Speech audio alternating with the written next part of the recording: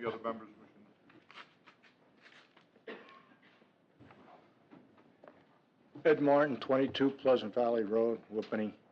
I got a small item tonight, ladies and gentlemen. There's an establishment, Walmart, in the Morris County Mall, and there's several other establishments in town that sell motor oil for automobiles. They do not provide any way of recycling the used motor oil that people drain from their cars. Going around town periodically, I see old motor oil and old oil filters thrown in our storm sewers. And I think that, like Parsippany, who requires most big automotive outlets that sell motor oil to provide recycling drums, we ought to try doing that here in this town with people like Walmart and Sears. They don't get charged for that motor oil. There are companies that will come and take it away from them. Just a thought. It's a small item, I know, but it's certainly something I think that should be considered. Thank you. Thank you, Mr. Martin. Any other members of the public wishing to?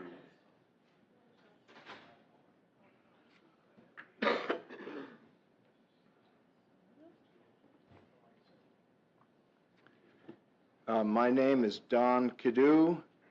I've lived at 16 Woodfield Drive for 51 years.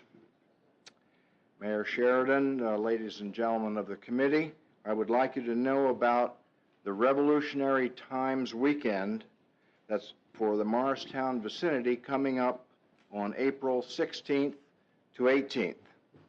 It's being promoted by Morristown National Historical Park and the Crossroads of the American Revolution National Heritage Area.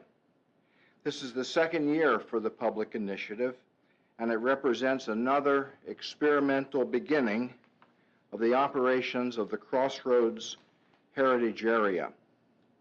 It includes Hanover Township amongst more than 200 jurisdictions across central and northern New Jersey. The calendar of events for Revolutionary Times weekend, starting Friday, April 16th, will feature 23 happenings at 15 different venues and institutions around Morristown. And 2 of the events are occurring here at Hanover Township. Bob Augelli, are you going to talk about the burying yard event? I didn't know you were going to be here, but I can sit over there when you're done. Well, please, would you do that? The burying yard event occurs in the afternoon, and Bob will tell more about it. I'm going to be a tour guide in the afternoon. But the other event that's occurring in the township will take place earlier that same day, Sunday, April the 18th. Our First Presbyterian Church of Whippany is offering an open to the public storytell presentation about the life and times here in Hanover Township during the American Revolution. And I will be the storyteller myself. And I've raised these authentic stories from deep in our local history, and I invite you to hear all of them. Doors open at 8:50 in the morning for coffee, and the stories will start at 9, and they'll end by 10, well before the regular worship service at the church. My title will be Parables of Our Own Kind, Stories of Revolutionary Times here in the Township of Hanover. The stories center mostly in Whippany and are all about life here on the home front while the men folk were away and war was raging across central New Jersey. The stories are appropriate for ages from 8 or 9 up to 99 because they involve some very young folks and some very old folks and everything in between.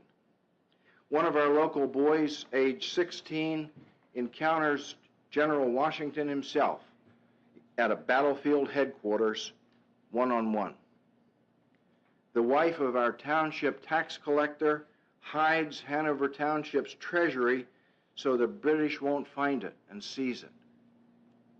three of our leading Hanover ladies pay an eye-opening social call on Martha Washington while she's visiting her husband, General George, in Morristown.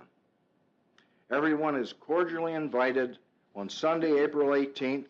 Doors open at 8:30, and again in the afternoon from 1 to 4, and you'll see, if you come in the afternoon, the graves of some of the folks that appear in the stories of the morning. It'll be a historic day for Hanover Township, so to speak, and a rather rare opportunity. And so you should all try to come if you can. Thank you. Thank you, Mr. Cadill.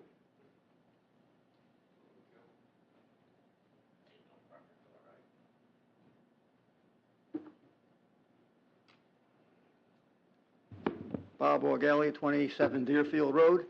I didn't know Don was going to be here, but since he gave me the lead-in, the afternoon program, our second one, will be at the cemetery.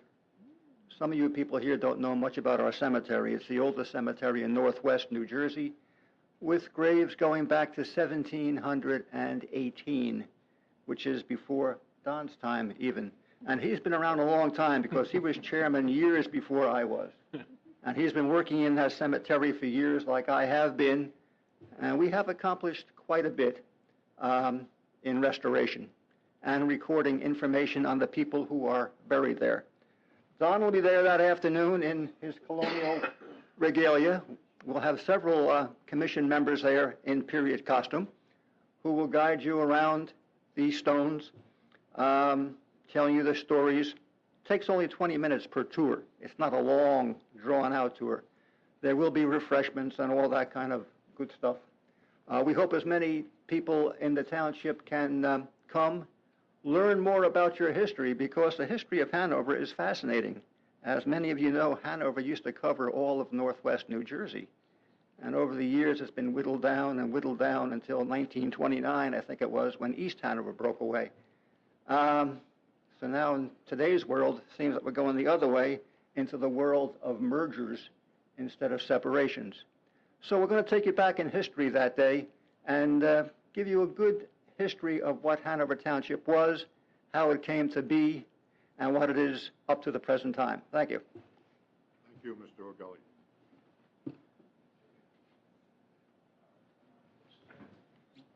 Silvio Esposito, 42 Pine Boulevard.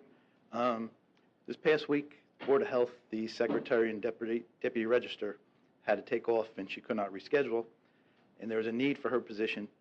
So retiree Kathy Courtwright came back and filled it for the 3 days.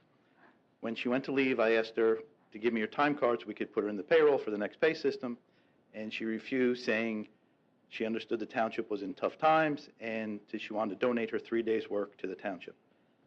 She said she didn't mind doing it because George was the best department head in the township to work for. She told me I was the second best, but...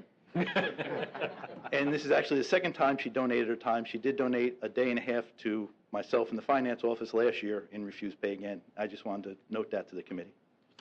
Thank you, Mr. Esposito.